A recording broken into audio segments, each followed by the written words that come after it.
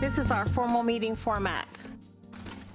I ask my colleagues to acknowledge their presence on the voting board.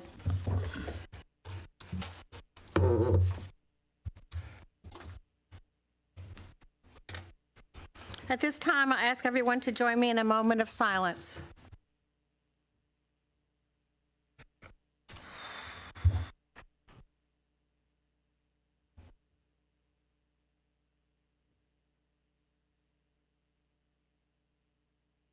Please rise as you are able for the Pledge of Allegiance.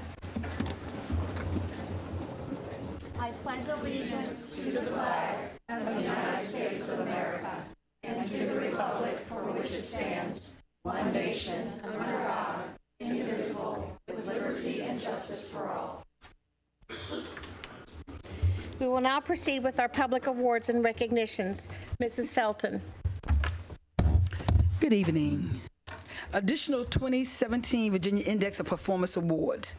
The school board is pleased to congratulate 5 additional schools that earned 2017 Virginia Index of Performance Awards from the Governor and State Board of Education. School administrators are here this evening to accept this recognition on behalf of their schools. Cook Elementary School, Principal Pam Bennis. Glenwood Elementary School, Assistant Principal Jennifer Halls. Lansdowne Elementary School, Principal Jeffrey Hoffman. North Landing Elementary School, Principal Jill Barger.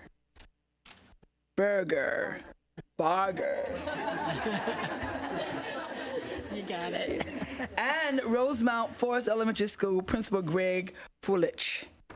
Each of these schools earned the Board of Education Distinguished Achievement Award, which recognized schools that met all state and federal benchmarks and made progress toward the goals of the governor and the Board of Education. With these additional awards, this brings our school division 2017 VIP total to 29. Twice as many were earned in 2016. Congratulations to all of you on this well-observed, outstanding distinction, and give them applause. Please applaud for them. Thank you.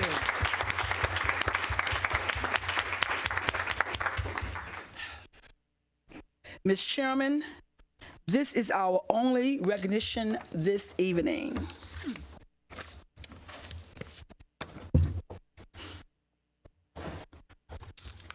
Thank you, Ms. Felton. Dr. Spence, we look forward to hearing the superintendent's report. Thank you, Madam Chairwoman and members of the board. As you know, one of the main goals that's outlined in our strategic framework Compass of 2020 is preparing our students for success across multiple pathways, whether that's college, career, or military service. And as you also know, we have an incredible technical and career education program here in Virginia Beach City Public Schools where students can receive real-world hands-on training in their areas of career interest. So tonight we are going to highlight one of these offerings, the Practical Nursing Program. For the past 40 years, this program has helped prepare students for future careers in the nursing field. It's an 18-month program. It's open to high school seniors and adults. And the classroom is a state-of-the-art lab at the Technical and Career Education Center, as well as on-site hospitals for real clinical experiences. At the completion of the program, successful graduates are eligible to sit for the National Council licensure examination for practical nursing, which, if they pass, will allow them to become licensed practical nurses by the Virginia Board of Nursing. So let's watch this video to see just how well our students do.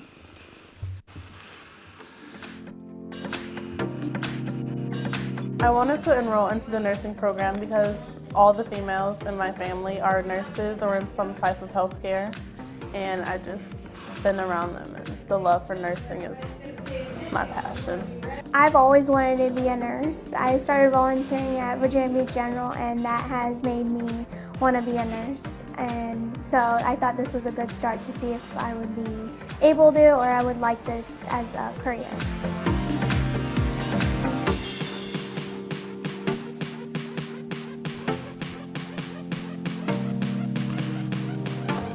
I think my favorite time is when we first start doing skills. and the light bulb goes off in the student's head, and they feel so proud that they're able to do things that they'll be able to do with patients. Something as simple as a blood pressure. When they first hear the sound, they are just so excited, and they'll be, I heard it, and they're just so motivated and happy and excited to learn new things.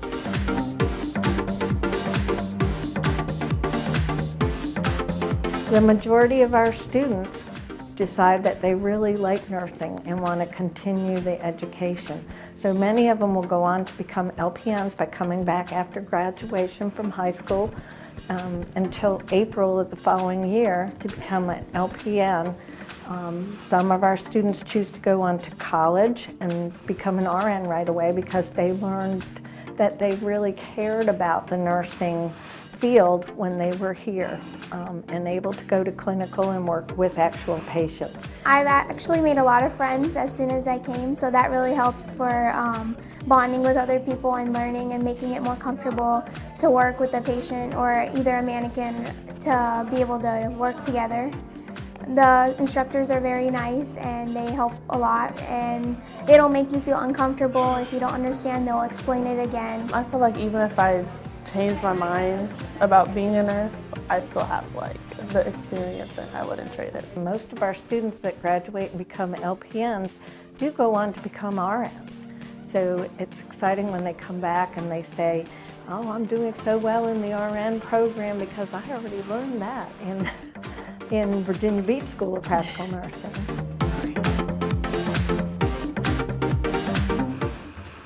So it's pretty remarkable, I think you would agree, that we have not just a nursing program, but frankly, the #1 nursing program in the nation right here in Virginia Beach City Public Schools.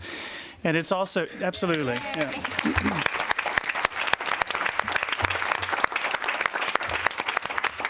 I think it's also incredible that our students have the opportunity while they're in high school to begin working towards their dream, and we're proud to offer this program and certainly proud of the incredible successes that they've had. Here with us tonight is Sarah Lockett, who's our Director of Career and Technical Education. We also have David Swanger, who's the Director of our Technical and Career Education Center. And as you saw in the video earlier, we also have with us tonight Maureen Rogers, without whom our students would not have the opportunities that they do have. And so we want to thank you all for all that you're doing to inspire and prepare these young people. And could we ask you just to stand up so that we can recognize you?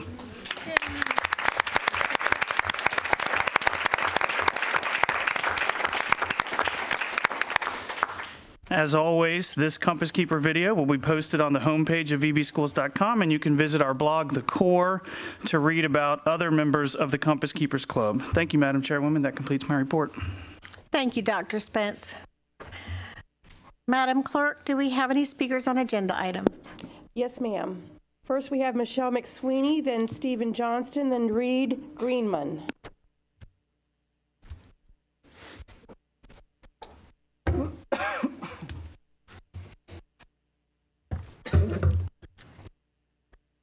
Good evening. My name is Michelle McSweeney, and I'm the president of VB Spark Education Association. VB Spark is an advocate for positive changes governing the way citizens are treated while they are speaking at public school board meetings. We seek to reform our citizens' input process from a process that currently marginalizes citizen participation into a process making the school board meetings more convenient and welcoming for our citizens. We offer these reforms with the goal being to promote and establish a successful citizen-to-school board engagement process, a reformed process whereby citizens are treated as valued stakeholders with a seat at our school board decision-making table.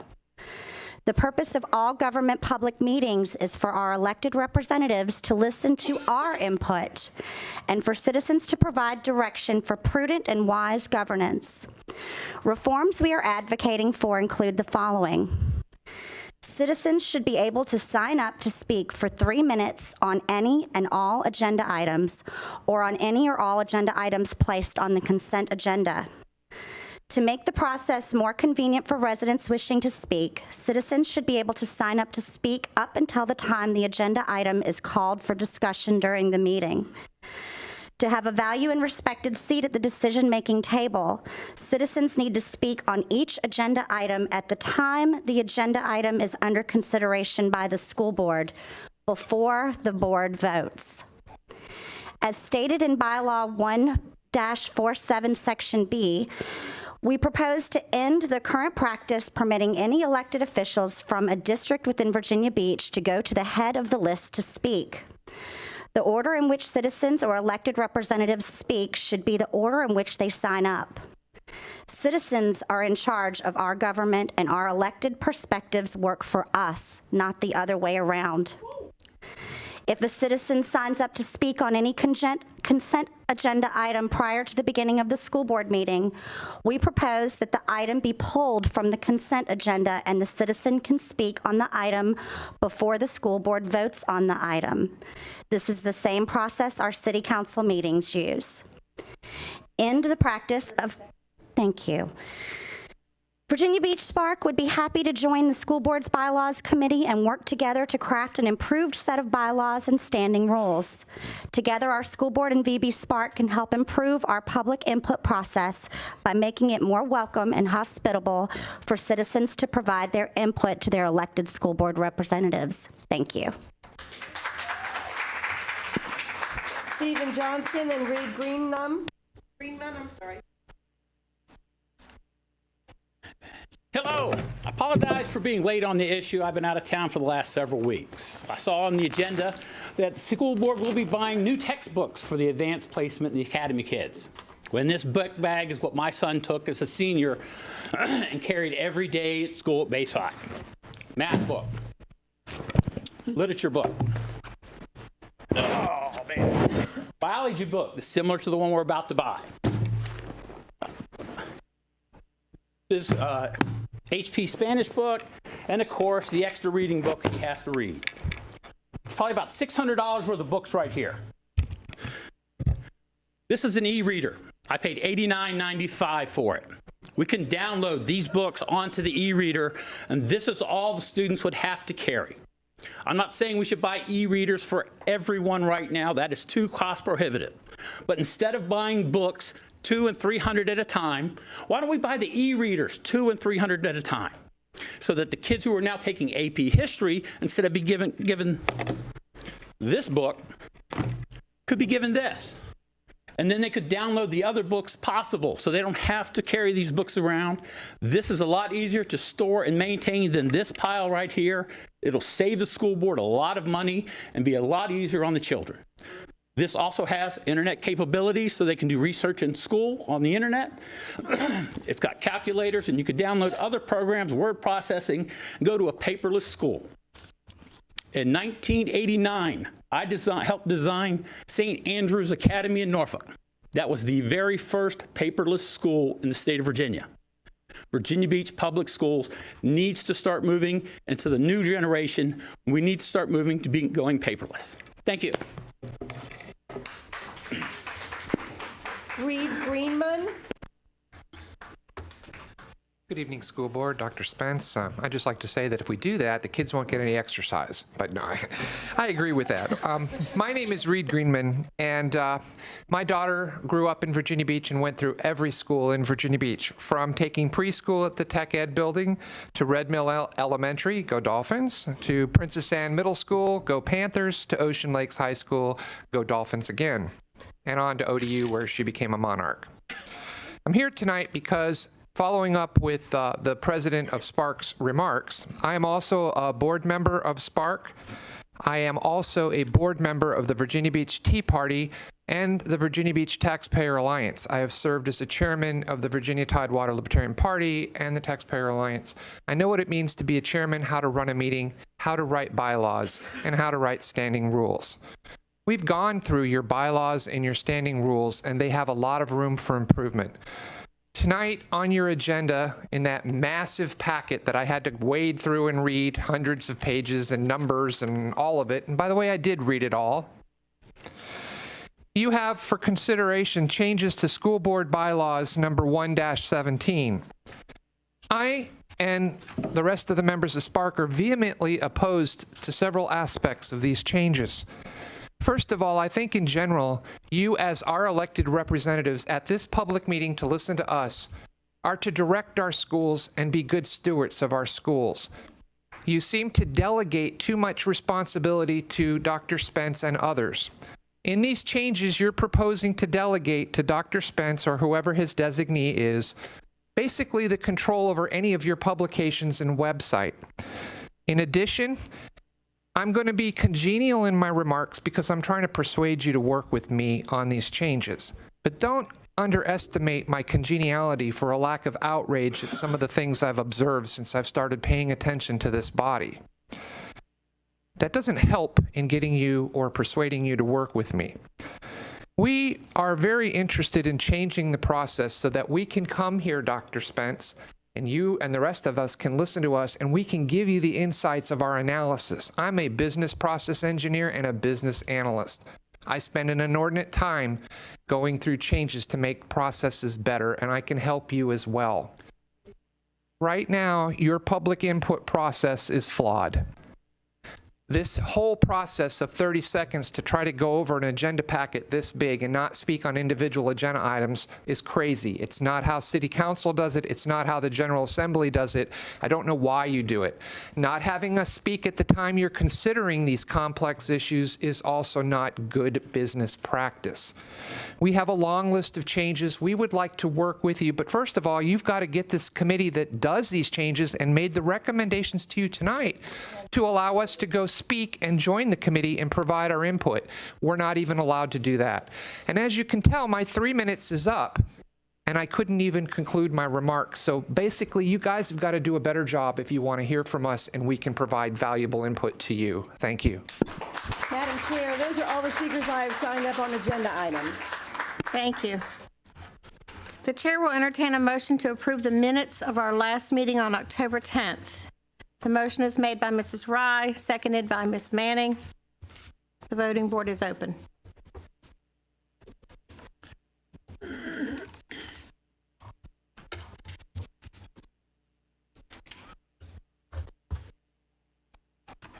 The minutes have been approved. Next is the adoption of our agenda for this evening. The chair will entertain a motion to adopt the agenda for this evening. Sorry. You're amending your agenda? We are amending, yes. I'm just getting ready to say that. We would like to amend the agenda so that we can move item 19, which is the vote on remaining action items, to item 15, so that we can potentially take action on some information items if there is a consensus to do so this evening. So the chair would like to entertain a motion to adopt the agenda as amended. Mr. McDonald has made the motion. Is there a second? Ms. Holtz has seconded. Okay. Okay, discussion. Is there discussion? Yes? I thought I would wait for the consent agenda to do this, but I wanted to break something out of the consent agenda. Okay. Do I wait till then? Correct? No, you can do it now. Okay. For the consent agenda on A, I support B, 1, 2, and C, but I would like to not vote on everything together because I have some reservations about A. So if we could pull A out and vote separately on those. Okay. That is another thing. Wait a minute. Under the consent agenda. It looks like you would make it 12C. Correct. So pull A for the consent agenda so we don't have to lump those together, and then we would be voting separately on A, so that would be under 12 action. It would be item 12C. If that's okay with my colleagues. Okay, wait a minute. You're making a substitute motion unless Mr. McDonald and Ms. Holtz agree. Could you read what you have for A? Title IV grant. You want to bring, okay. In the consent agenda, I would like to separate that out so we're not voting on A, B, and C together. Okay. So you would like to move Title IV grant to action? Okay. Yes. Thank you. If Mr. McDonald and Ms. Holtz agree to that, they can change their motion. Otherwise, you need to vote on Mrs. second on her motion. I'm agreeable to that. Ms. Holtz, are you agreeable also to bring Title IV to action under the consent agenda? Yes, okay. Thank you. Are there any other, Mr. McDonald? Madam Chair, I move to strike item 12B under action. To strike item 12B under act, to strike it? Correct. Do you have a second? Is that an amendment or? There's a amendment, second. yes. Mrs. Riggs has seconded. Are we out of order? No, it's a new motion. You voted, your initial motion was corrected, so you've got one. This is just your secondary motion. Okay. So the motion on the floor is Mr. McDonald's motion, seconded by Ms. Riggs, to remove 12B, from. to strike 12B. So we'll vote on that. Well, you open discussion now, and if there's no Yes. discussion, then Is there discussion? Ms. Weems? I do not support that. This appointment to the gifted community has been brought to us by the advisory committee, and so I'm very prepared to vote for that. And I think we should do that tonight for all concerned. Thank you. Is there any other discussion? Mr. McDonald? The Policy Review Committee is working on a process for nominating and approval of candidates to school board committees, and I'd like that process to go through before we approve any further nominations. Thank you. Ms. McLeod? Well, the policy committee may be working on this. It should have been brought to our attention before it made it to the agenda. We already received the information last week. It's already been announced, and it gives a poor impression that we'd be changing the policy in order to influence the vote or in the appointment itself. So I'm in favor of keeping this item on the agenda this evening. So an affirmative vote yes would be to strike it, and a negative vote no would be to leave it on action. So seeing no further discussion, those in favor would vote yes, those opposed would vote no. Correct? Well, no, we're just waiting on this one thing now. Whether to strike, yes. Okay. Voting board is open.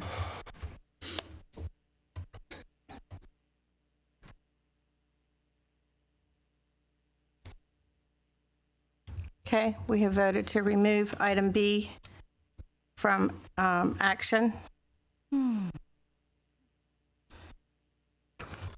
Now we're back to the original, and that is to approve the agenda for this evening as amended. Voting board is open.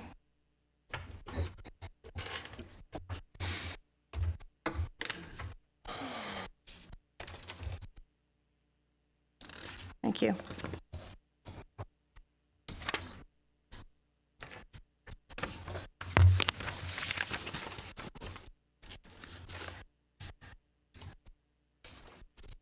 Next, we have consent agenda? No, I'm sorry, information. Consent agenda. Consent agenda. I've got two things here going here. Okay. And first on that list now would be textbook adoption. Don't we for all of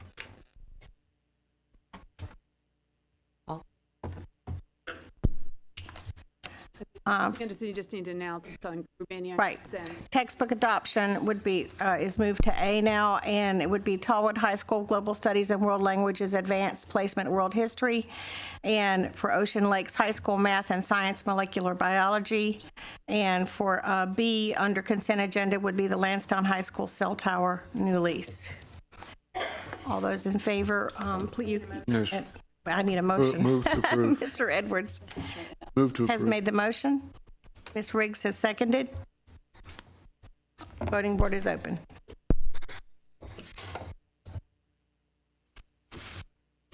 Okay. Now we move to action. When we moved to Title IV, that would be moved to Well, B now. I'm sorry. Action The Title IV grant would be B. B. B? Do B. New B, okay. The new B, okay. Thank you. All right. First under action, we have the personnel report. Is there a motion? Mr. Edwards has approve. made the motion, seconded by Ms. Melnick. Is there a discussion? Voting board is open.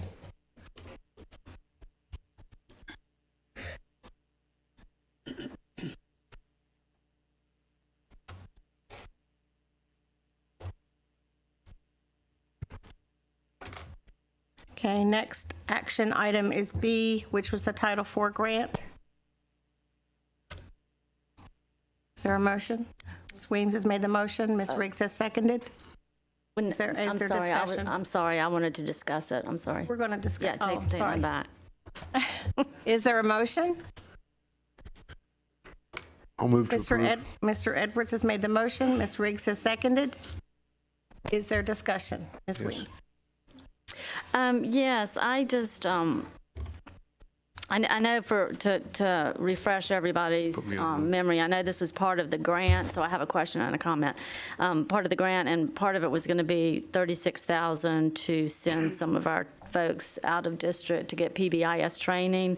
Now, is that required in the grant? Because I just think that's, I just see that we're sending so many people out to get training, and I think we've got great stuff here within our division, and I've said this several times about other things about training, because we have the best of the best right here, so I'm a little worried about, again, additional spending to send teachers off. So my question is, with those concerns, I wanted to share that, plus is it part of the requirement of the grant that you do have to do this? Good afternoon. My name is Dr. Monica Robinson, and I'm speaking on behalf of Dr. James Pohl. In terms of the travel for PBIS and anti-bullying prevention conferences, 20% of the money for the grant is supposed to go to safe and healthy schools. And two of the suggestions that are made by the federal government with the grant suggest that we go to or that we receive training in PBIS and anti-bullying prevention. Ms. Manning. So we can't get that training within driving distance? The national trainings for both of those are not in Virginia. Are there trainings that are not national trainings that we could get it at? $36,000 is over 10% of the grant. And so first I want to say I'm very pleased with the money that has been set aside in the grant proposal for funding to offset the costs of AP exams for students that can't afford it. I'm really pleased with that. And I would like to see more money perhaps being put toward those students that can't afford the AP exams, to have that money put there. What are your thoughts on that?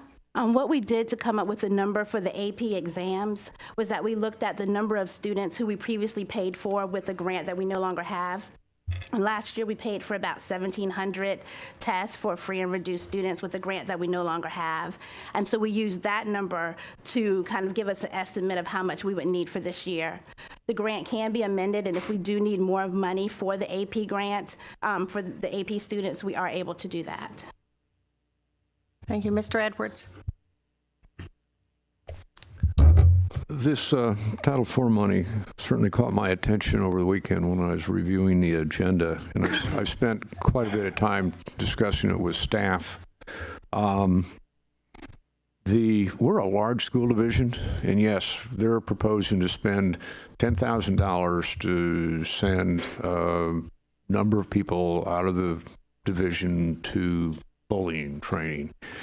But those people are going to be trained and be brought back in and service the needs of the entire district. 85 schools across the division.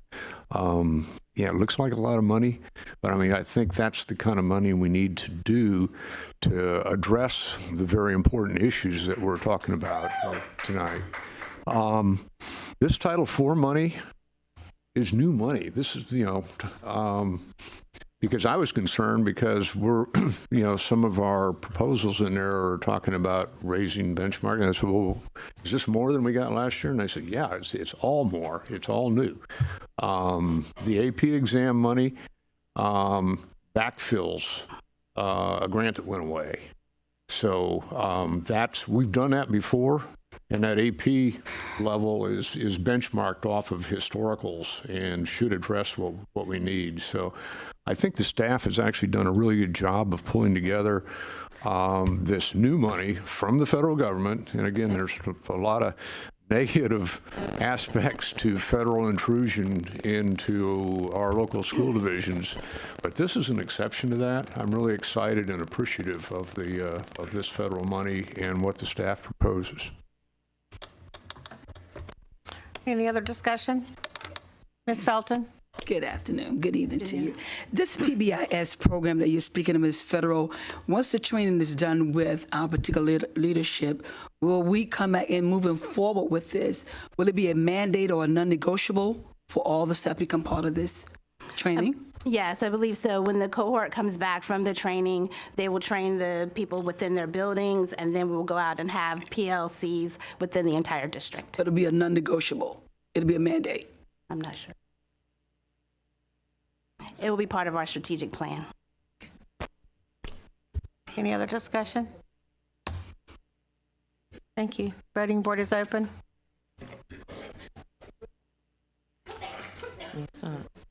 It will be.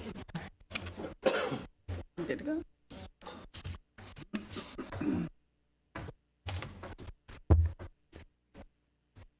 Great. Great.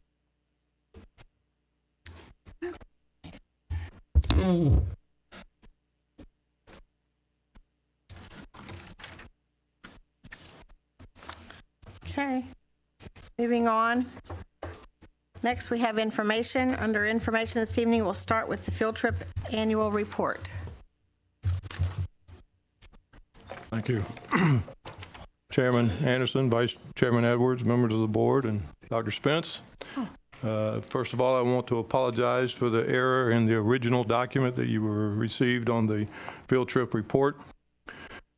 We separated field festivals and those costs out this year for budgeting purposes, and if you've ever used an Excel report and put a math formula in the wrong place, it just skews it. But thanks to the keen eye of Mr. Edwards, who brought that to our attention, I think we were able to repair that error, and I think you have corrected copies before you. So I'll answer any questions you might have. I just want to say welcome back, Mr. Pace. Thank you. Do we have any questions? Thank you. Thank you so much. Our next information item is the SeaTac Elementary School Achievable Dream Academy Comprehensive Evaluation. Good evening, Chairwoman Anderson, Vice Chairman Edwards, members of the school board, and Dr. Spence. I am Allison Bach, a program evaluation specialist in the Office of Research and Evaluation. Tonight, I'll provide an overview of the key findings and recommendations from the comprehensive evaluation of an Achievable Dream Academy at SeaTac Elementary School. The full evaluation report you received in your agenda materials provides additional details. VBCPS signed a contract with an Achievable Dream Incorporated in 2013 to open an Achievable Dream Academy, which offers students an extended day and school year, along with using the social, academic, and moral education or SAME curriculum. An Achievable Dream Academy was first implemented at SeaTac Elementary School during 2014-2015 in kindergarten through second grade. Third grade was added the next year, and fourth grade was added in 2016-2017. Fifth grade was added for the current school year, although not included in this evaluation. As a reminder, an evaluation brief was provided to the school board last spring, which focused on data from the program's first 2 years of operation. The comprehensive evaluation in 2016-2017 examined the program's operational components, student characteristics, progress toward goals, stakeholder perceptions, and the additional cost to the division. Information was obtained from a review of websites and documents, meetings with program managers, the VBCPS data warehouse, staffing reports, and surveys. Survey response rates for each stakeholder group are shown on the slide. In addition, matched group analyses were conducted to assess program effectiveness.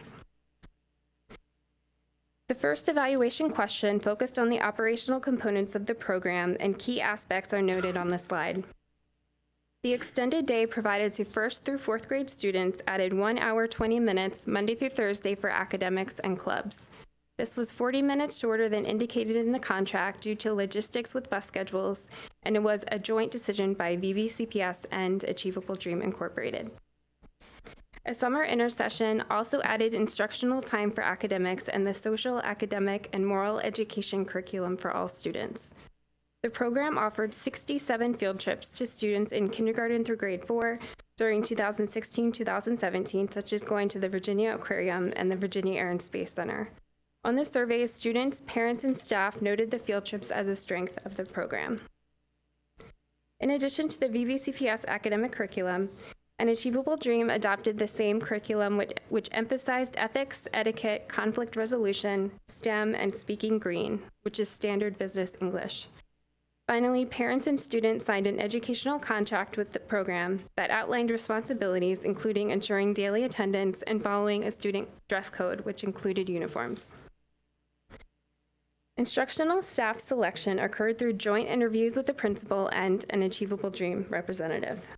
During 2016-2017, 60% of staff had a graduate level education, which was somewhat higher than the division, which was about 56%. In regards to professional learning, 84% of instructional staff agreed there was sufficient professional development in the delivery of the program. However, only 61% agreed an Achievable Dream Academy had clear and consistent communication with staff. SeaTac Elementary School was selected by VVCPS and an Achievable Dream Incorporated as a joint decision for program implementation. Enrolled students were primarily from the SeaTac Elementary School attendance zone. There were 376 kindergarten through grade 4 students enrolled at any point during the year. Of those, 328 were enrolled at least half the year. An Achievable Dream had a higher percentage of economically disadvantaged African American and Hispanic students and lower percentage of Caucasian students compared to the division, but was similar in other areas. It's important to note that SeaTac Elementary School met accreditation based on the 2016-2017 Standards of Learning test results. In addition, an Achievable Dream Academy set goals in 5 areas: reading and math achievement, discipline, attendance, and teacher retention. This slide shows a summary of the goals for reading and math achievement. An Achievable Dream Academy set performance targets for the percentages of students reading on grade level based on the developmental reading assessment, and passing rates and pass advanced rates for reading and math SOLs. Performance targets set for SOL passing rates by an Achievable Dream were above the state benchmarks, which were 75% for reading and 70% for math. As shown on the slide by the check mark, the program met goals for kindergarten reading and passed advanced rates for 3rd and 4th grade math SOLs. The evaluation also found that from 2015-2016 to 2016-2017, there were declines in overall percentages of students who either read on grade level or passed the reading SOL for 1st, 2nd, and 3rd grades, and in the passing rate for 3rd grade math. Although several goals were not met, in comparison to 2 matched groups of students from 2 similar schools, the last column shows there were higher percentages of Achievable Dream kindergarten through 2nd graders reading on grade level, and higher percentages of 3rd and 4th graders passing the math SOL, although results were not statistically significant. This slide shows a summary of the goals set for behavioral measures of discipline and attendance and teacher retention. The program did not meet the goals for discipline. In addition, Achievable Dream students had a higher rate of in-school suspensions, but a lower rate of out-of-school suspensions compared to the 2 matched groups of students. The program met the goal for daily attendance rate, and Achievable Dream students' attendance rate was higher compared to the 2 matched groups of students. While goals for more than 5 absences were not met at any grade level, results were trending in the positive direction for kindergarten and grades 2 and 3 in comparison to the previous year. The final goal was for teacher retention. From 2016-2017 to the current school year, the classroom teacher retention rate met the target. Instructional staff had positive perceptions of resources provided to help students in reading and math, and parents and students had positive perceptions of improvement in these areas. High percentages of staff and parents agree that Achievable Dream provided the needed level of academic support. In addition, 73% of staff and 92% of parents agree that Achievable Dream established a schedule of activities that met students' needs. Parents' perceptions of the program were positive overall. At least 80% of parents agreed that the program provided clear communication, encouraged their involvement in education, supported handling attendance or discipline issues, and improved their child's behavior at home. Almost all parents would recommend the program to other families. Based on the contract, the additional cost to BVCPS only included operational costs as a result of the longer day and longer year, such as utilities, building maintenance, and transportation. The additional cost was just under $40,000. An Achievable Dream was responsible for paying for additional enhancements, needs for specific Achievable Dream programming, and certain costs beyond typical allocations. 5 recommendations were made based on the comprehensive evaluation. The first recommendation is that an Achievable Dream Academy continue with modifications as reviewed in the recommendations below. Due to several declines in academic results, the second recommendation is to analyze academic data and investigate the reasons for declines to ensure instruction and additional instructional time are effective. The third recommendation is to leverage the program's interventions, strategies, and supports to provide an environment highly conducive to learning that will improve student behavior. The fourth recommendation is to ensure the attendance procedures and parent educational contracts are being followed to reduce the percentages of students with more than 5 absences. The last recommendation is to increase opportunities for clearer and more consistent communication between staff, administrators, and Achievable Dream. At this time, Dr. Lee Vreeland, the Vice President for Academics for Achievable Dream, and Mr. Vincent Darby, Principal of SeaTac Elementary School, will provide the administration's response. Good evening, Chairwoman Anderson, Vice Chairman Edwards, members of the school board, and Dr. Spence. SeaTac and Achievable Dream concurs with the recommendations of the evaluation report, including recommendation 1 to continue with the program with modifications. And Achievable Dream is always seeking to improve the overall program for the benefit of all stakeholders. Our full response to the recommendations was included in your agenda packet, and we will highlight several key actions related to recommendations 2 through 5. Good evening. Regarding recommendation number 2 related to academics for the 2017-18, we have made an adjustment to our 3rd grade teaching team to ensure teaching strength in both the 3rd and 4th grade teams. In addition, the extended day instruction time has been adjusted for our 3rd grade students to ensure that they are receiving the appropriate intervention based on the 2nd grade data. Regarding recommendation number 3 about student behavior, an Achievable Dream working with the teachers, school counselors, parents, guardians, to implement strategies to increase student self-control. These strategies will be incorporated in the conflict resolution and mindfulness and meditation curriculum. Also to point out that for the entire school year, we had 7 out-of-school suspensions, 5 with more than 1. We had 12 students for the entire year that were suspended. The in-school suspension rates appear to be higher because the Achievable Dream affords us the opportunity to have an in-school suspension monitor. So instead of having students to be out of school, we prefer that they be in school so we can continue to help them grow.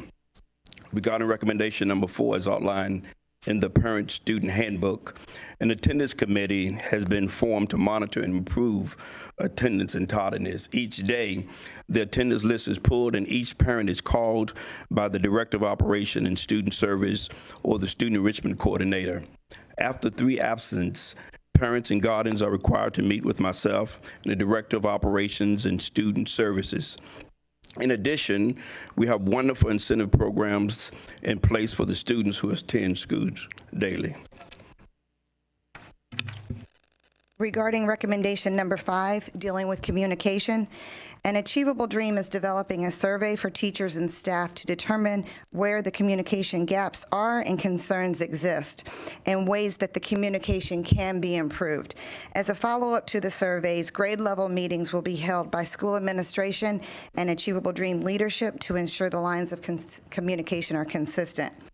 In summary, since the inception of the program in 2014-2015, the leadership has worked diligently to review the data collected and make the necessary adjustments to improve literacy, test scores, attendance, and discipline. In addition, the perceptions of the parents, teachers, administrators, and stakeholders have been a critical factor in making decisions for the program. And Achievable Dream is very excited with the results of the parent-guardian support and engagement in the program. We have worked diligently to strengthen the connections with our families. At this time, we are available to answer any questions you may have. Mr. Edwards? The one number that wasn't there, I'm sure Achievable Dream staff can provide. The $40,000 invested by the school division is enhanced by how much in private funds that go to CTAC Achievable Dreams? Round figures. $1.3 million. So our students are receiving $1.3 million worth of additional services is outlined up there for that $40,000 investment that this board makes. Thank you. Thank you, Mr. Edwards. Ms. McLeod? Yes, thank you very much. This was very helpful. I was curious as I wrote down some of these items here. Number 4 concerned me just regarding, parental involvement, because my understanding is that they sign a contract. It's an agreement to participate with Achievable Dreams. So knowing that Newport News is several years ahead of us, is this similar to what they saw within the first few years of operating their Achievable Dreams? Have we compared and said, is this the norm? Well, 25 years ago, I'm not sure that we had as full of an evaluation process to monitor what the parental response was, but absolutely. Over the years, the parental involvement and support definitely grew just as it has at Virginia Beach. Okay, thank you.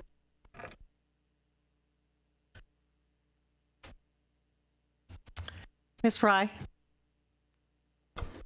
Good evening. Sorry. Okay.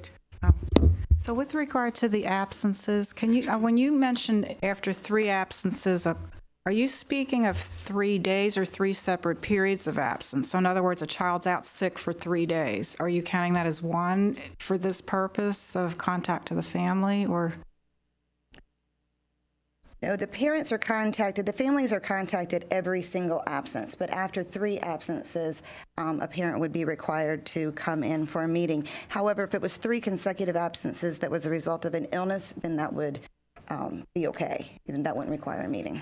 What we attempt to do when we meet with parents is to simply provide them an opportunity to share with us any challenges that they may have that we may be able to assist. So it really is an opportunity to bring those individuals around the table, see if we can provide additional support, because having those students in school is something that we really need. Thank you. And it might have been in the package that I read earlier today, but is there a comparison of the absence? I know we're comparing the reality with the goal for CTAC, but do we have a comparison with the absentee rate for other elementary schools? That was part of the match group. Can you share, just to refresh? I'm sorry. We have a comparison for the overall attendance rate. Achievable Dream had a higher attendance rate, but we don't have comparables for the more than 5 absences. Okay, so it's not per se an anomaly compared to our other elementary schools. That's what I'm trying to. We don't have a comparison for the percentage of students who are absent more than 5 times. Okay. Ms. Weems? Thank you. Good work, folks. Again, I just want to say this, and I've said it several times. I hope that we can copy some of the things that y'all are doing there, your best practices, and extend it to other elementary schools. Some things that you do in the morning, shaking hands and everything like that. I would love to see that in our other elementary schools. With the incentive for attendance, is that incentive for the student or the parents, or because it's, again, it goes back to parents getting their child to school? Well, really, it's an incentive for the student. just in terms of encouraging them. We also have class attendance and we have flags. They really enjoy this. If the class with the highest attendance for the day, they get a chance to get a flag. They get a chance to have over the door. And so really other classes within that particular grade level, we do it grade level by grade level. They see the flags, they get excited. We won the flag. So we do other things with them, you know, for the students with percentage of attendance in terms of what we're looking for. We may have ice cream treats for them. And so something that they can kind of work toward, but it's really student driven. Okay. It's for our students. Okay. And with the ISS, I mean, obviously you don't utilize that every day, you know, obviously. So is that just somebody that's a permanent sub or somebody that's there in staff? If I'm a student and I have ISS for the day, am I getting my work? How is that working? Because I don't know if we have that in our other schools. It's a full-time Achievable Dream employee who has other responsibilities, but when necessary, she covers ISS. And yes, she does. They do send their work, and they're able to complete all of their work during that time. Okay, so sort of like what we have in our upper grades, but not our elementary. Y'all are doing it there. Yeah, it's something that, you know, is there for us if we need it. But the students that we serve are wonderful students, and a lot of times there's no need for that particular person. But when we do have to utilize that individual, the students are able to be there all day. Right. With supportive work. Yeah. Also support of myself as the principal. I usually go and spend time with them to talk to them about how can we, you know, correct the behavior so that we are moving forward. So it's really a wonderful opportunity. The student is not at home. They're at school. Right. Special ed students are provided modifications and accommodations that's necessary. So it's a wonderful opportunity for our students. Parents appreciate the fact that we can keep the kids in school versus going home. Oh, exactly. Yeah. I mean, they can't learn if they're not there. So great work. And again, we can maybe duplicate some of what y'all are doing in our other elementary schools. Continue the good work. Thank you. Oh, we have one more, Mr. McDonald. Thank you. Sort of related to the questions about attendance. I picked up on that you schedule a meeting after 3 absences for a student with the parents. What happens if the parent doesn't attend the meeting or attendance doesn't improve? We do a number of things. If they can't make it, one of the things that we provide is an opportunity to go share with the parents. If that's necessary, we also have phone conference for parents as well. So we reach out to them as much as we can to give them the opportunity. One of the things we let them know up front is this is an opportunity for us to see if we can partner to get your child in school, see if there are things that perhaps that concern you as a parent that we can address. And so there's nothing punitive about them not being able to come to the meetings. This is an outreach to them to make sure that we all are doing all we can to have students in school. Okay. And we were reminded just a little bit ago about both the school division's investment and private investment into Achievable Dream. Can you highlight a few of the things that those monies are being used for that is very different from what is happening at other schools in our division? The field trips, the uniforms, the extended daytime, the Saturday school intercessions, some professional development. Technology, the social curriculums, we do provide some educational supplies like for Saturday school and the extended daytime. Thank you. Ms. Holtz. You mentioned extended day instruction for third graders. Is that in anticipation of first-time SOLs? Or what's the purpose of that? Primarily literacy and math, but the primary purpose is literacy. Plus, also 2 days a week is focused on clubs and extracurricular activities. Well, why that particular grade level, though? It starts in first grade, the extended time. Oh, okay. It's just not third grade. Oh, okay, thank you. Any other questions? Thank you. We appreciate all that you do. Thank you. Item C under information is the resolution regarding fiscal year 2016-17 reversion of revenue actual over budget funds. Welcome, Mr. Honsiker. Good evening, Chairwoman Anderson, Vice Chair Edwards, and members of the school board, Dr. Spence. I'm not going to read the resolution, but I'll hit the major highlights, I think, that you need to hear.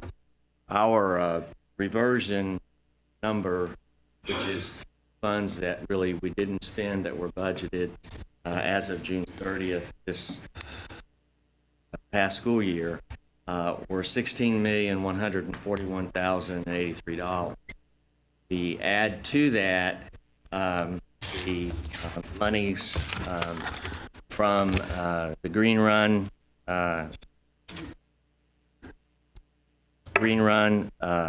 Collegiate, which was $360,710. The athletic fund reverted $562,097, which made a total available reversion amount of $17,063,890. We add to that $3,094,987, which was the actual revenues that are in the revenue sharing agreement that came in over what the budgeted revenues were. So our total available for reappropriation is $20,158,877. Just a couple of highlights and how we're recommending those funds be reappropriated. If you recall, we balanced the current year budget by using one-time funds from a special set-aside revenue reserve fund. So $8,803,897. We're recommending that same amount be set aside in that reserve fund, just in case we have that kind of shortfall as we build next year's budget.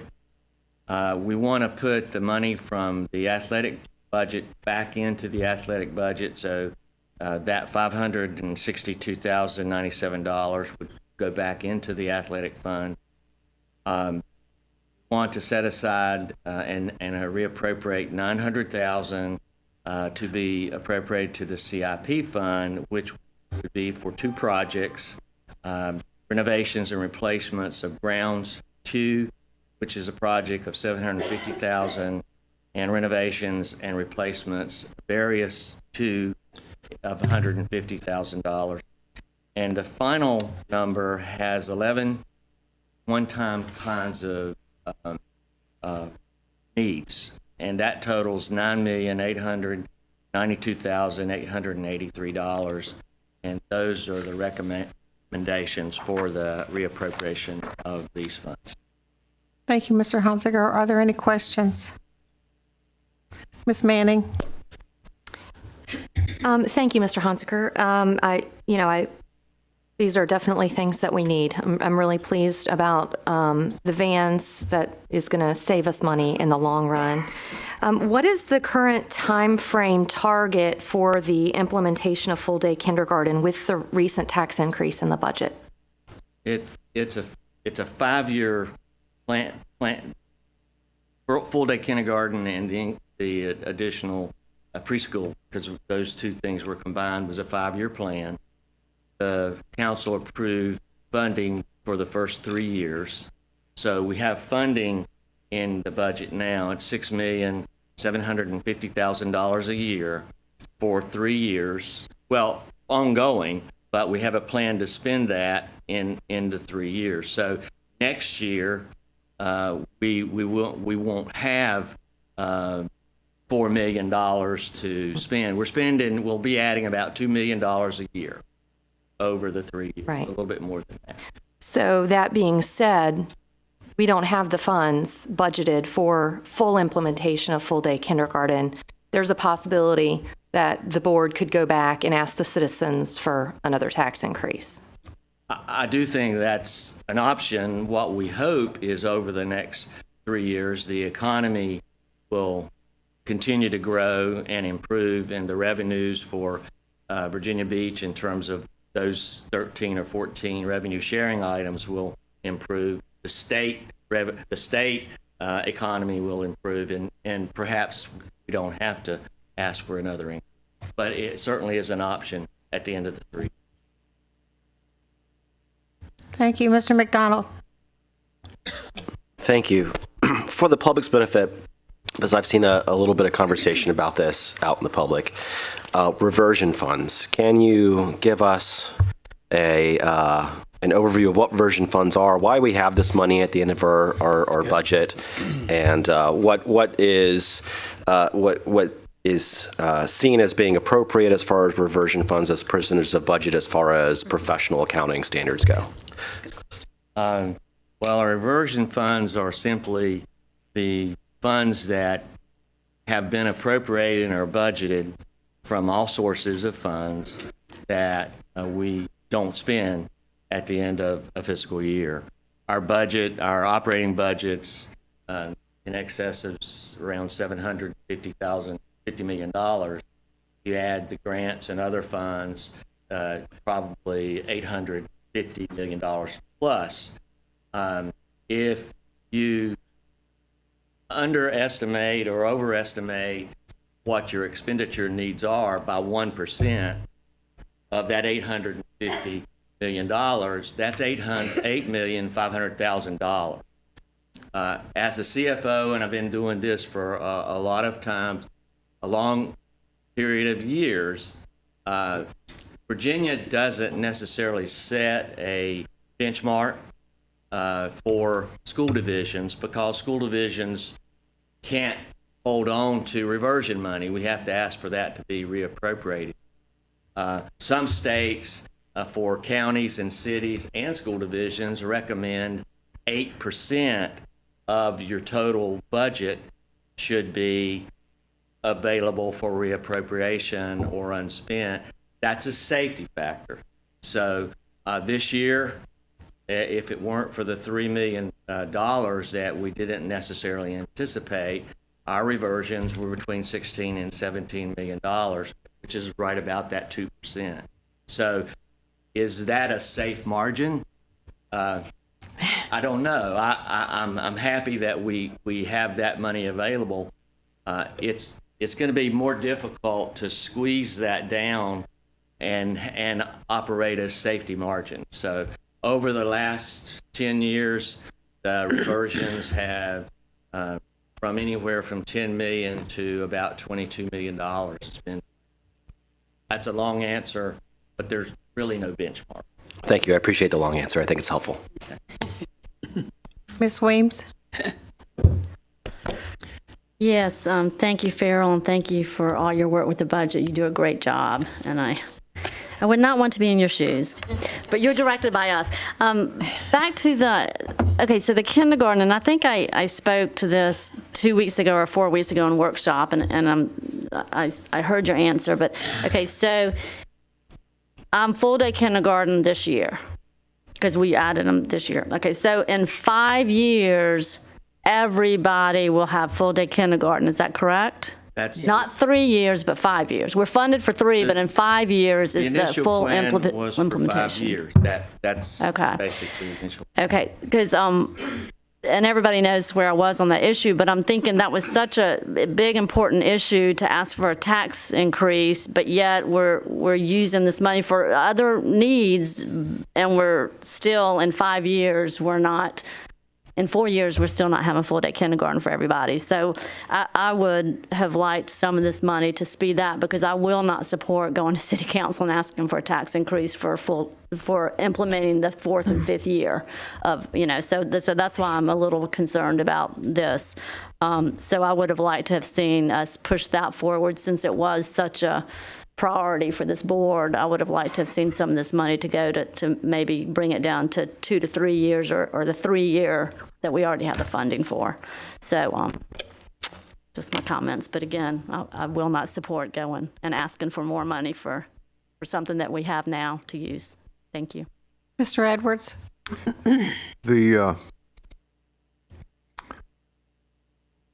We can only go but so fast, and it's a matter of the ability to hire Virginia Beach quality kindergarten teachers. I mean, that's why it was a 5-year plan. This is not trying to stretch out the pain of not having it for everybody. I want you to know that I absolutely share your view, and that discussion will be very appropriate come February, and I would like the staff to bring us options to accelerate to the extent that we can based on the teacher market. I don't know where we'll come down because I know there are some on our body here that would like to deal with the other capital issues and items as well. I respect that. I think moving ahead with kindergarten is more important. But you know, I'm hoping we can move along as fast as possible. I'm going to harken back to the good old days when there was a strong economy and we had the kind of growth that would generate the types of funds that we might need. And so I don't think it's pie in the sky from Mr. Honziger that, hey, you know, we may not need it, an increase other than what's generated by the economy and our share of hopefully a growing revenue stream from the city and the state. Thank you, Mr. Edwards. Anyone else have any questions? Ms. McLeod? It's more of a statement. Thank you again, Farrell, for providing this good report. I'm very happy with the one-time. These are all opportunities to utilize the funding. I hate that we have to keep going back and actually using a big portion of it to go towards funding the next year's. But if we were to use any of the money towards the kindergarten, while it would get us that bump there, it's not sustainable. So I actually am in favor of the $2 extra million being used on buses or $900 towards our capital improvement plan, as Mr. Edwards alluded to. I'm that one. So I'm happy with that. I will agree with Mrs. Weems. I voted against the tax voting for the tax increase, but only because we asked for too large of amount. I'm like you, Mr. Honziger. My hope is, then I encourage everyone watching right now to go to the hotels, go stay in the hotels, go out to eat, go in and go buy more, and so that we have revenue for our state income tax, so that goes towards all schools throughout the Commonwealth to make Virginia a better state for education. And I agree with Ms. McLeod. Do a staycation here so we can generate funds in our local economy. Okay, any other questions? All right. Mr. But just a comment, I know that if there is consensus on the board to potentially move this to action later in this has to go over to City Council and work its way through their agenda process as well. So I guess I'd ask my colleagues if there is consent to vote on it at the end of the meeting. I'd like to do so. You took the words out of my mouth. I was going to say the same thing, Mr. Edwards. So if there's no objection, this item will become 15A. Is that correct? Yeah. Voting on remaining actions later on this evening. Thank you. Next information item is the interim financial statement. Good evening, Madam Chair Anderson, Vice Chairman Edwards, school board members, and Dr. Spence. As of September 30th, the overall revenue trend is acceptable at this point in the fiscal year, as illustrated by our first graph. The September 30th enrollment came in higher than the projected March 31st ADM that we used to build the budget, and it also came in higher than the ADM the state has used, which they're currently remitting payments on. As in previous years, we do take a little bit of a conservative approach when we try to project out the next March 31st projection that we're looking for. Usually the September 30th enrollment runs about 0.25% lower than our enrollment, so it's still going to come in a little bit higher than what we projected for the budget. So we're really just looking at a really small surplus in state revenue, about $105,000, but we're pretty much on target right now. Federal revenues are still an acceptable trend. It's really early in the year. We haven't received any additional updates from the federal government on future payments, but we certainly monitor that revenue stream very closely during the year. As shown as the next graph, the sales tax receipts were pretty much in line with where we were last year at the same time. Currently, the state's projection is a little bit higher than what we budgeted. Again, we monitor that very closely throughout the year, and as you know, that can change really quickly on us. But year to date, we are approximately $96,000 higher than we were at the same time last year. The final graph shows our expenditures and encumbrances trend, and again, we're acceptable at this level for September 30th. And I'll be glad to answer any questions. Thank you very much. Any questions from the board? Thank you. Thank you. Our final information item is the Policy Review Committee recommendations. Welcome, Mrs. Linetti. Good evening, Madam Chairman, Mr. Vice Chairman, school board members, and Dr. Spence. I'm Cammie Linetti, Deputy City Attorney, and I'm presenting the recommendations tonight from the Policy Review Committee. We do have an eclectic group of policies, regulations, and bylaws tonight. They're not, as you've seen, sometimes they followed by groupings. We had various policies and bylaws brought forward. The first one you have is Bylaw 117. This was brought to us by the school board requesting some decisions that had come out of issues during either retreat or during the prior school year.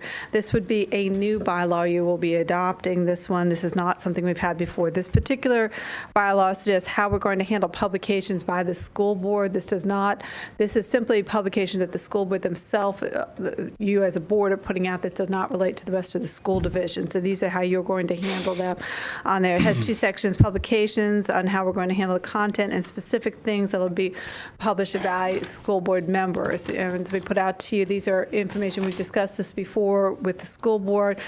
Taken input from various school board members. The PRC has taken a look at this and worked with it a little bit, looked to see what other school divisions are doing on their websites and their publications. And the list you see here in Section B has 13 different items that will be authorized to be things that can be published when we put on publications about the school board. Did anyone have any questions that we can answer on this one? Okay, we're going to move on to Bylaw 138. Again, Bylaw 138 came to us again through school board members. Bylaw 138 has to do with when regulations, it has to do the regular meetings, times, places of order. As discussed in prior school board meetings and during the retreat, we decided as a school board that we would, effective January 1st, 2018, move the meetings from what is currently set generally for the first and third Tuesday. They would move to the second and fourth Tuesday. Additionally, you have added a section in here, the PRC is authorized and accepted, that says only one regular meeting will be scheduled during the months of July, August, and December. Generally, that is typically how we do it. In July, we have the retreat, and depending on where we are on August 1, we cancel one of the August meetings. December just kind of depends on where the holidays are falling and how we have to do with the break during that holidays. But that would be a significant change for us. To match that change, we also have to move on to Appendix B, which is one of the final two parts of the bylaw section for the school board policies and bylaws. Section B is the standing rules for the school board. It also discusses the time, place, and location for those. And again, that would also have to be changed to the second and fourth Tuesday if that's what you would like to move it to. I've also just put in a section otherwise changed by the school board. There are times when we do not do the first and third, or which will be the second and fourth, simply because they fall with holidays or other conflicts with scheduled breaks on it. For the most part, it will be the second and fourth, but you will again approve that calendar. There are no other changes to those, the bylaw and Appendix B, so that would be what you would need to change to move your meetings there. The suggestion was to make it effective January of 2018. That gives everybody a significant amount of time to change it.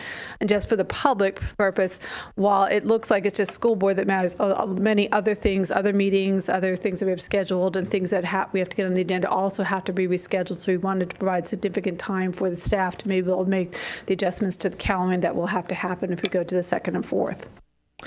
And so I just want to stop you there for a moment, because if there is no objection, we would like to move bylaw 138 regular meeting times and Appendix B also to item B 15B, so that we can vote on that tonight in our remaining voting action, and that way we would be able to set our calendars. Part of the concern was getting the budget calendar set, and the sooner we can do that, otherwise we wouldn't be able to come back to you until November. And if you were to move it to other action item, you will give the opportunity to get the budget calendar set.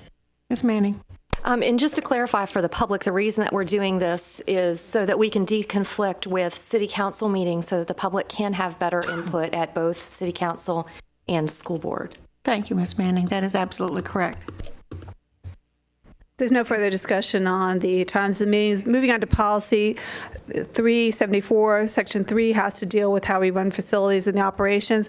This talks about the name, in particular, naming of buildings and naming of facilities on there. There are some minor changes onto this, but we did mention in section B on this naming of facilities that you may be named for sponsors in accordance with the regulations created by the superintendent.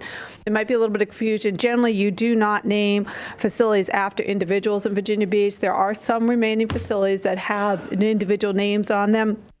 But for the most part, you'd made the decision, I think it was about 2002, to change that so you're not naming it after individuals anymore. But there are situations in where you have not a building, but facilities, perhaps tracks or other sub-buildings out there that you might be naming it because you have a corporate sponsorship policy and regulation that allows them. So if you had, when we used to have the pouring rights contracts, Pepsi or Coke came in, they could ask to call it the Pepsi or Coke Stadium. That is a separate regulation on there. You wouldn't name a building out there, but you could name facilities after them. So under Section B, we did do a reference back to that particular policy on there. Otherwise, there isn't any significant change in this particular thing. We're just cleaning up some grammar in that area. Are there any questions on that policy? Moving on to policy 4-1, again, section 4 has to do with personnel matters. There have been a number of changes. You were briefed last week on how the new VRS rules have changed, how it affects leave, disability programs on that. That also changes what we had to classify, how we classified individuals. Our policy was outdated for a number of reasons. It needed to be corrected on there. So Human Resources Department did go ahead and make the changes. Some of the changes you're seeing is when we talk and what qualifies as a full-time employee, we do have to distinguish between a VRS 1 and 2 plan employee versus a VRS hybrid employee because there are different benefits that go along with those. Again, that was explained during the last school board meeting. On there are a lot of complications, but to make that clear to the public and to individuals coming to work for you, we redefined that. Same thing in part-time employees. What defines a part-time employee? We've also defined in that section what types of benefits they get. Part-time employees wouldn't necessarily get retirement benefits, but they could get employee assistance. They can participate in deferred compensation and some of the other benefit plans that we have. A few more changes went into licensed personnel, classified personnel, administrative personnel, and professional personnel. There are some categories that aren't immediately obvious when you fall in. Human Resources has gone ahead and defined those out. Again, temporary employees will also define what benefits that they get similar to part-time employees. And one of the clarifications that we have added, which is on the final page of policy 4-1, has to do with probationary periods on there. Some of these rules changed a number of years ago, and to make a clarification on there, we're suggesting that you add this section on. School board is authorizing the Chief Human Resources Officer designee to extend the probationary period for up to 6 months after the normal probationary period set forth in this section. And that allows certain conditions for them. There are times when there's documented performance issues and we're not ready to go ahead and make a person a regular employee. Sometimes a person has been out for too many days. They've had an illness, they came to work for us, they had an illness and they were not there. We want to see a little bit more time to deal with that. And again, sometimes there are people that move from one position you were with 6 months, you move to another position that would require that you have a 12-month probationary period. They're not significant changes. Those are generally our practice, but we've gone ahead and made that clear in the section. So if somebody's looking to see what qualifies you as a probationary employee, that is where you would find it is in policy 4-1. Are there any questions on that policy? If not, moving on to policy 4-9. What's happening in 4-9? 4-9 has to do with health certificates. This is unfortunately, somewhat outdated policy. It doesn't reflect where we are. There was some of the issues we were dealing with in the 90s. They have grown out to other issues. In particular, instead of using particularly HIV training, we've now gone to communicable diseases because there are significantly more communicable diseases that we are seeing on that. We've simply changed the wording there. We've also talked about fitness for duty. This becomes an issue a lot of times with issues that the Human Resources Department has to deal with. We have individuals that may not meet the requirements or are out on leave, and we need to get information from them. We need to know, if you're coming to work for us, what you can and can't do. Sometimes we look at an individual and we don't think they meet the requirements for the job that they've been hired for, and we need to get that information. This particular section in Section D has been extended out to help them, tell them what we need from them. So when they say to us, we need your doctor to let us know what you can and get, how much you can lift, whether you're able to drive a car or things like that, this is where it's going to be clarified. We've had some issues in the last couple of years. It wasn't clear to individuals why we were asking for this, and that's all this section is doing. There are no further questions on that section. We'll move on to policy 4-65. 4-65 has to do with meeting and conferences for employees, and particularly professional staff are being called to meetings. We had significant discussion on this in the PRC. There was, an ongoing concern that employees not be unfairly tasked and be required to come to meetings. So with some discussion after working through, we decided that the language would read that reasonable notice should be provided to employees about a meeting date and time. However, employees may be required to attend meetings without notice when the needs of the school division require attendance. And then after suggestions from various members of the committee, we added the wording, consideration should be given to the reasonableness of the notice prior to imposing any form of discipline for failure to attend a meeting. So if you were to call a meeting at 2 o'clock and a staff member has a daycare issue and needs to pick up somebody at 3 o'clock, you wouldn't necessarily do that. But if you had an emergency situation in the school, you knew the snow day was coming the next day and you needed to get everybody together, you might have to at that point talk to people. There might be an emergency in there. Occasionally we have things, so special education meetings, disciplinary meetings, when an individual might have to be present at that, and so we'll do that. The concern was that people not unfairly be penalized and they have an opportunity to know when a meeting was coming up, and we thought that was a fair representation of how to balance the needs of the school division with the needs of the individuals. If there are no further questions on 465, we'll move on to policy 473. 473, while it was originally designed for awards for licensed personnel, we just changed it to awards for all individuals, and we felt it would be better to deal with most of these issues in a regulation. The superintendent will decide what awards are in there. So changes here, you'll see a lot of things taken out, like Virginia Beach Teacher of the Year, First Year Teacher. Some of those words, we're not getting rid of those. We're just going to move those into regulations and consolidate them. We're going to do one overall policy for awards for all employees. If there are no questions on that, we'll move on to 488. 488 had to do with holidays. We needed some clarifications. Human Resources had identified some issues that have come up in working with employees for them to understand what qualifies as a holiday. Section D had eligibility for holiday pay. If you were to get paid for, let's say, Christmas Day on there, but you took off the week ahead of time, you would not qualify for that. What this particular section is talking about is to be qualified for holiday pay, you have to be working on or on approved leave the schedule for the workday before and after to qualify. Sometimes that's been an issue for us on there. Non-work days, certain individuals, while you've got calendars, while teachers may come in for a professional staff day, other staff members may not be. Bus assistants, food service people may not be qualified, may not be required to come in those days. That particular section E on non-work days for certain employees was just spelled out a little bit more clearly. If there are no questions on that, we're moving on to policy 770. As I mentioned before, we had talked about the fact that we have corporate sponsorships. There's actually a committee that meets to deal with corporate sponsorships. So if someone were to come to you and say, I would like to provide $1 million for this, but in return for that, I want certain conditions, this is the policy and the procedure you go through on there. There are not really significant changes to this particular area on there. We were just pointing out some of the issues. We have just done some cleanup work on this, but as mentioned, when I went back to the naming policy we talked about earlier, 374, this is the mirror policy that has to do with corporate procedures on there. So that was one brought to the policy and review committee's attention, so they understood that there are times when we will do naming policies for corporations. There were just minor changes in this particular section. If you've never seen this before, this may not be something you're familiar with. You may want to read this, but there are further regulations. And there's an entire committee that handles that. We don't do it very often, but when that issue comes up, it goes to that committee and they bring those issues up.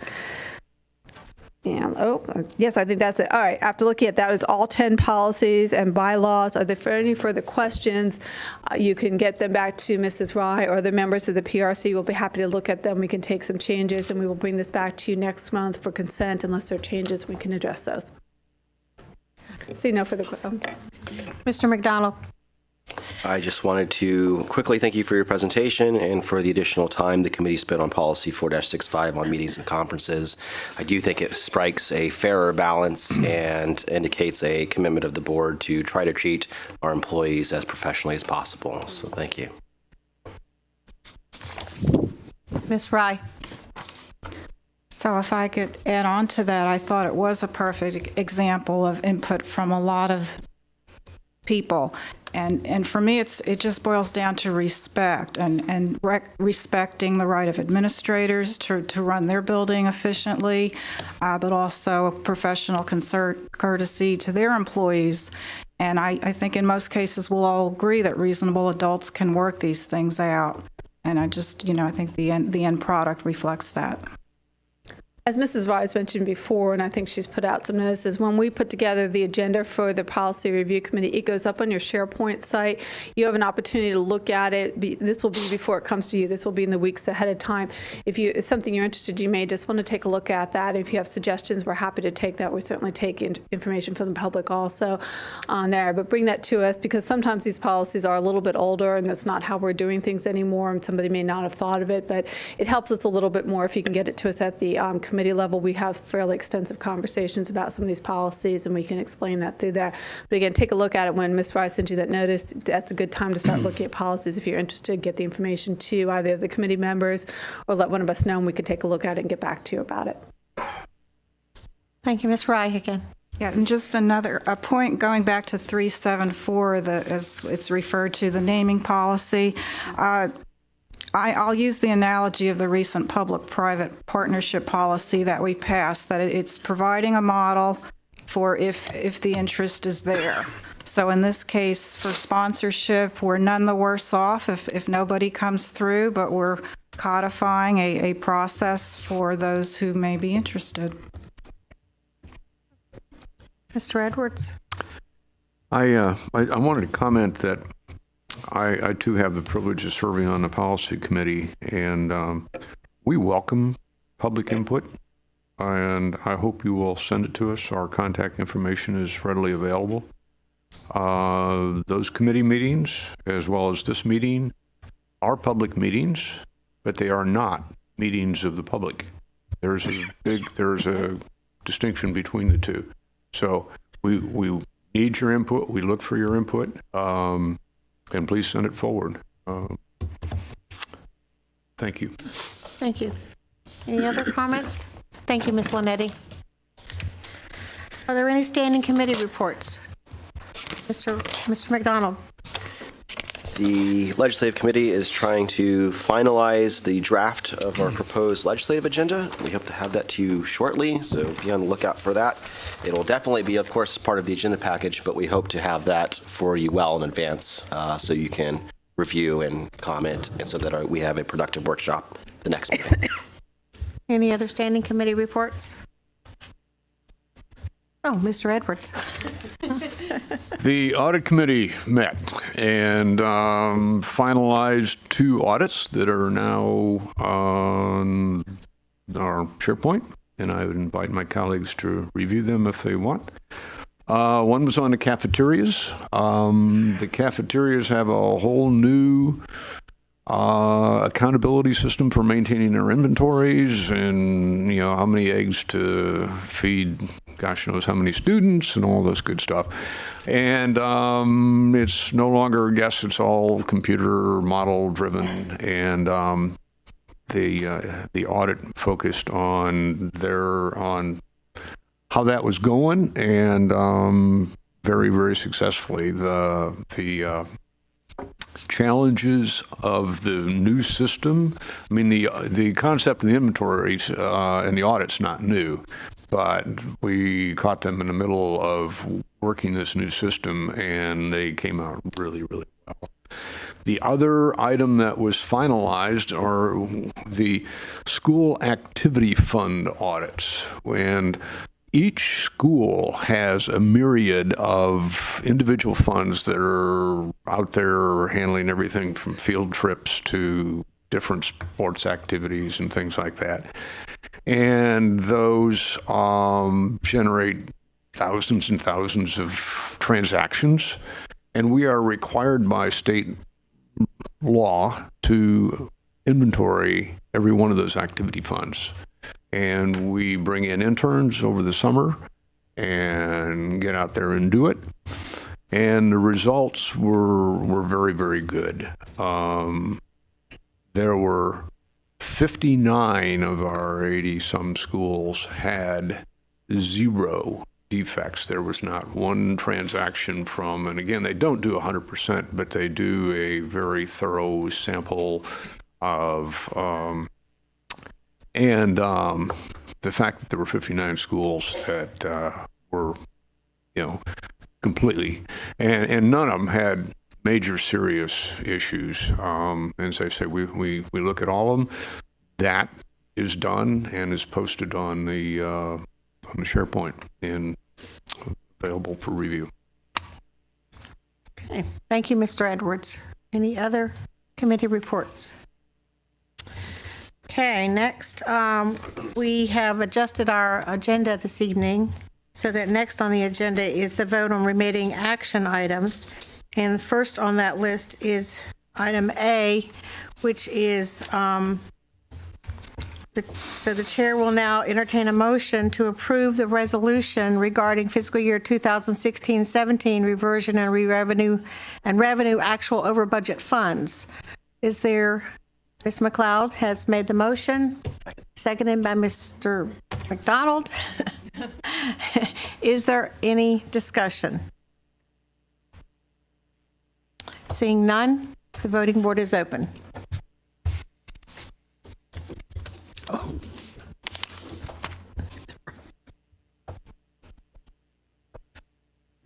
Thank you. That has been approved. Next item is the chair will entertain a motion to approve bylaw 1-38 for regular meetings and the Appendix B for school board standing rules. Ms. Manning has made the motion, seconded by Ms. Melnick. Is there discussion? Seeing none, the voting board is open. Oh, Mr. Edwards, didn't see you. Right beside me.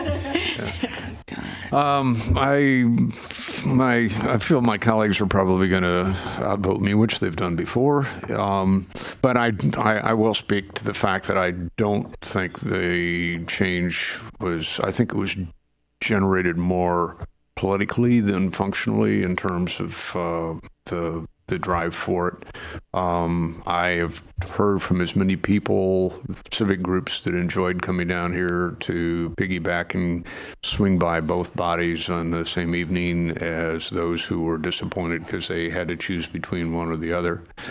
And I also am disappointed that we're boxing ourselves out of a meeting in December. You know, we've always had 2 meetings in December, but we recognized, and the policy committee recognized that, no, we are not going to have a meeting on the 4th Tuesday in December, probably ever, because that just doesn't make any sense.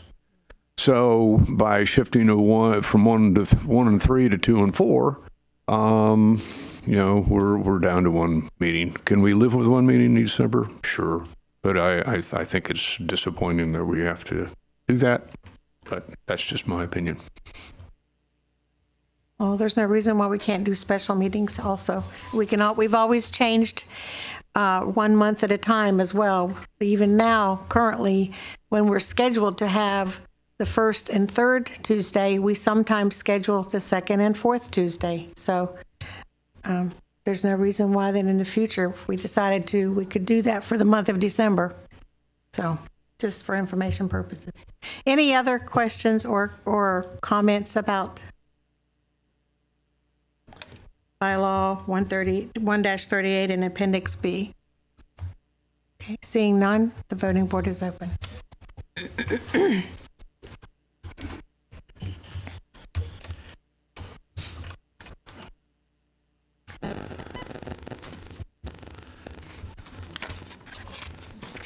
Okay, at this time, that concludes our formal meeting. Madam Clerk, do we have speakers on non-agenda items? Yes, ma'am, we do. And as we transition into that area, I'll go ahead and read some information. Thank you. I'll be calling the names out 3 at a time. We ask that they come forward to the podium upon the conclusion of the preceding speaker so they can take the podium immediately. Each speaker will have 3 minutes to address the board. A 30-second warning will be provided as a signal to be prepared to finish within the time allowed. If you have any written comments, please hand them to me to be made a part of the official minutes of this board. And as soon as we transition,